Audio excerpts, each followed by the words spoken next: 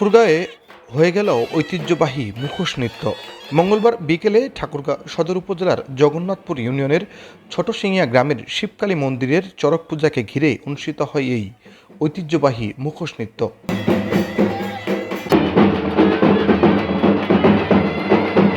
বাংলা পঞ্জিকায় দিনটি ছিল পয়লা বৈশাখ, তবে সনাতনী পঞ্জিকা অনুযায়ী সেটি চৈত্রের শেষ দিন।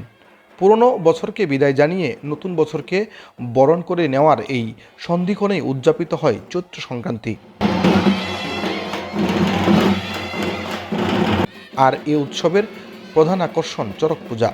সনাতন ধর্মাবলম্বীরা এদিন নানা ধর্মীয় আচার পালনের মাধ্যমে প্রার্থনা করেন অশুভ শক্তি বিনাশের।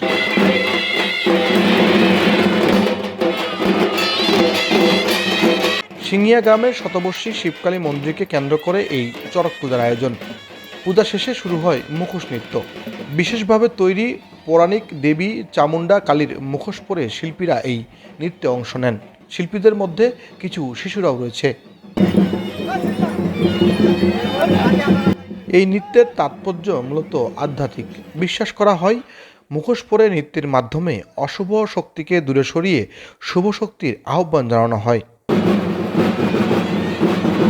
পুরনো বছরের দুঃখ কষ্ট ভুলে নতুন বছরকে মঙ্গলময় করার প্রার্থনাই মূলত এর বার্তা।